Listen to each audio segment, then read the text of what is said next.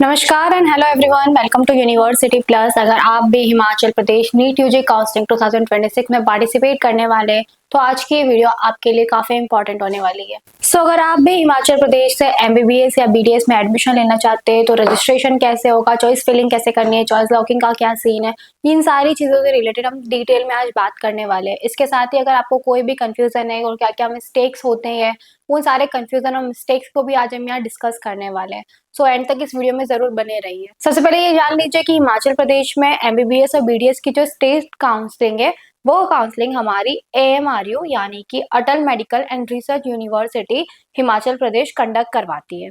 वहीं हम रजिस्ट्रेशन के लिए ऑफिशियल वेबसाइट की बात करें तो वो वेबसाइट हमारे लिए amruhp.ac.in रहने वाली है, जो कि आपको स्क्रीन पर क्लियरली विजिबल है। इस वेबसाइट पर क्लिक करके आपको एडमिशन, फिर apply for admission and counselling और उसके बाद एमबीबीएस और बीडीएस वाले सेक्शन में जाना होगा।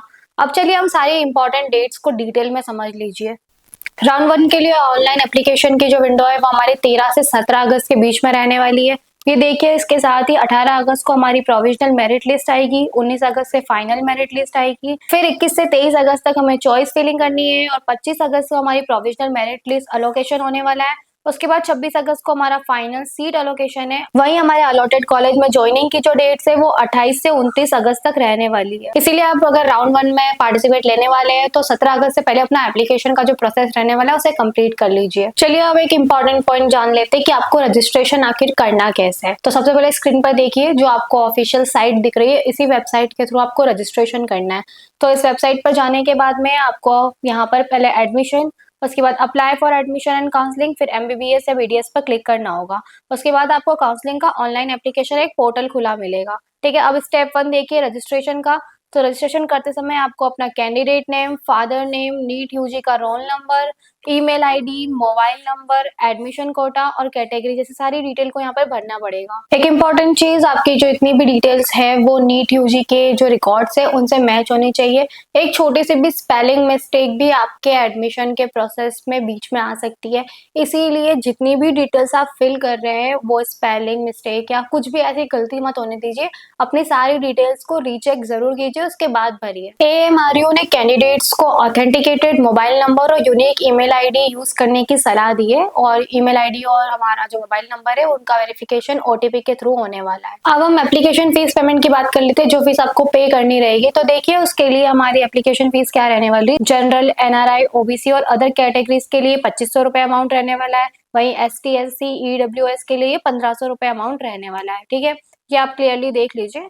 इसके बाद में पीडब्ल्यूडी कैंडिडेट के लिए कोई फीस नहीं रहने वाली है और ये जितना भी फीस प्रोसेस होने वाला है वो ऑनलाइन मोड पर ही होगा। फीस पे करने के बाद में आपका फॉर्म कंप्लीट नहीं हो जाता। फॉर्म भरने मतलब फीस पे करने के बाद में आपको एक पूरा एप्लीकेशन फॉर्म आएगा, वो भरना रहेगा। चलिए अब फोटोग्राफ्स और सिग्नेचर की बात कर लेते हैं। तो हमें 1 अगस्त 2026 या उसके बाद का ही फोटोग्राफ चाहिए, ये हमें आगे से इंस्ट्रक्शन आए हुए हैं। उसके बाद फोटोग्राफ्स का हमारा मैक्सिमम साइज कितना रहने वाला है, 40 KB, यानी कि हमें 40 KB के अंदर अंदर हमारी फोटो होनी चाहिए। जो फोटोग्राफ हम अपलोड करने वाले हैं वो 40 KB उसका साइज रहने चाहिए। ठीक है, हमारा फेस 80% कवर होना चाहिए, ईयर्स क्लियरली विजिबल होने चाहिए और बैकग्राउंड हमारा क्या व्हाइट रहना चाहिए फोटोग्राफ्स के अंदर। ठीक है, कैप या आपके गॉगल्स वाली फोटोग्राफ अपलोड नहीं होगी, इंस्ट्रक्शन ध्यान से पढ़ लीजिएगा।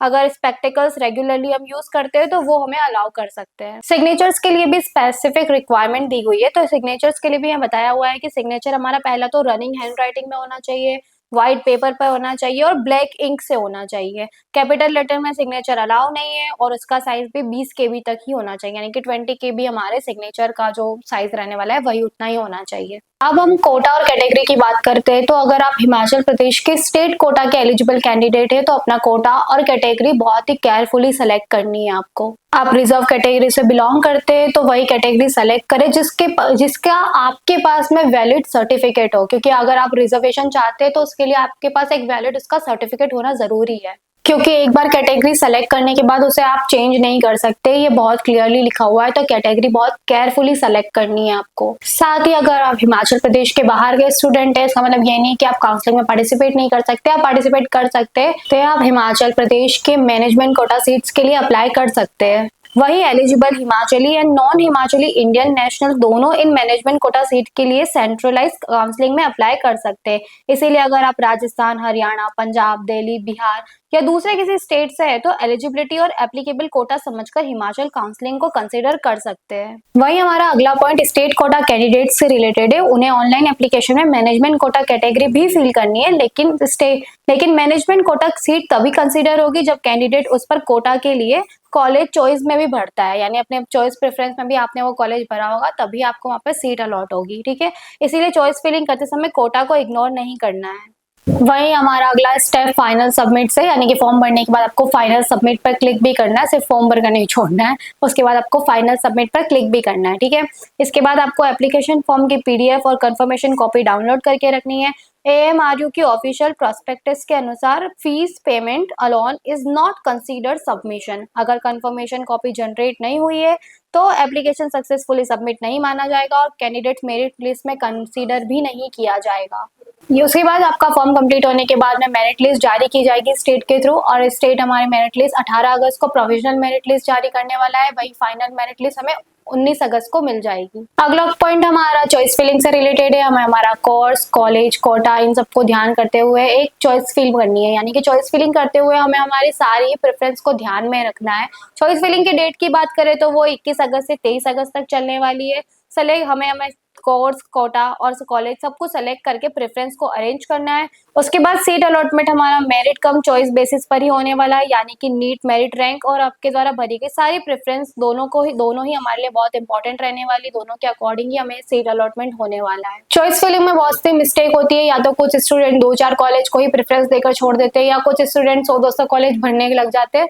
तो वहां आपको ध्यान रखना है कि चॉइस फिल करते समय आप एक अच्छी से प्रेफरेंस लिस्ट को फॉलो करें और उस प्रेफरेंस लिस्ट के अकॉर्डिंग ही आप चॉइस फिल करें। हर कॉलेज के लिए आप उस कॉलेज का नाम, उसका कोर्स, उसका quota, fees, your budget and previous trends and actual preference क्या है, सारी इंपॉर्टेंट चीजों को ध्यान में रखते हुए चॉइस फिल कीजिए। उसके बाद अगला स्टेप हमारा रिपोर्टिंग का रहने वाला है, जो कि आपको फाइनल कॉलेज अलॉट होगा वहां पर आपको रिपोर्टिंग के लिए जाना है। रिपोर्टिंग के समय हमें सिर्फ हमारा अलॉटमेंट लेटर लेकर नहीं जाना है, बल्कि इसके साथ ही हमें हमारा application, confirmation copy, allotment letter, original document और सेल्फ अटेस्ट फोटो कॉपीज भी लेकर जानी है। ठीक है, कॉलेज की एडमिशन कमेटी आपके डॉक्यूमेंट्स को वेरीफाई करेगी। वेरिफिकेशन होने के बाद, फीस पेमेंट होने के बाद ही आपका एडमिशन फाइनल माना जाएगा। राउंड 1 की ज्वाइनिंग की डेट 28 से 29 अगस्त रहने वाली है, और अलॉटेड कॉलेज में आप प्रिस्क्राइब टाइम के अंदर रिपोर्ट नहीं करते तो सीट या तो कैंसिलेशन की लिस्ट में चली जाती है या फिर सीट हमारी सब्सिक्वेंट राउंड में चली जा सकती है। इसीलिए आपको जो टाइम दिया गया उसी के अंदर अंदर आपको रिपोर्टिंग करनी है।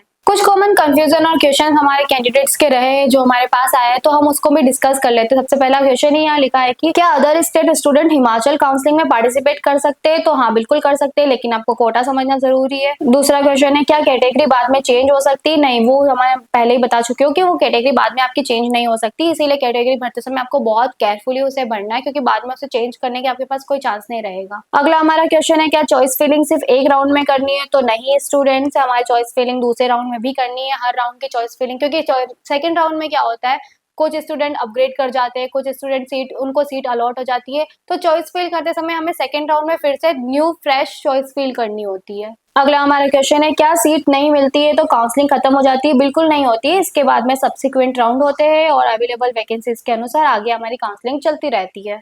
आप ध्यान रखिए, चॉइस फिलिंग बहुत ध्यान से कीजिए, अनऑफिशियल वेबसाइट पे भरोसा मत कीजिए, और फिर फीस पेमेंट करते समय भी अपनी खुद की डिटेल्स दीजिए, पर्सनल अकाउंट यूज कीजिए। जितना हो सके आप सारी डिटेल्स और जितनी भी डिटेल्स आप भर रहे हैं डॉक्यूमेंट्स में, वो डॉक्यूमेंट से अपने जो पुराने डॉक्यूमेंट है, पहले के डॉक्यूमेंट और इन डॉक्यूमेंट्स के सारे डॉक्यूमेंट की डिटेल्स को मैच करते हुए भरिए। कोई स्पेलिंग मिस्टेक मत होने दीजिए, बहुत ही केयरफुली अपना फॉर्म फिल कीजिए। अगर आप भी रजिस्ट्रेशन प्रोसेस को, यानी कि फॉर्म फिल करते हुए देखना चाहते हैं या इससे रिलेटेड कोई भी वीडियो चाहते हैं, तो आप हमें कमेंट करके बता सकते हैं। नेक्स्ट वीडियो आपको उसी टॉपिक पर मिल जाएगा, और ऐसे ही इंफॉर्मेटिव वीडियोस के लिए आप हमारे चैनल से जुड़े रहिए। धन्यवाद।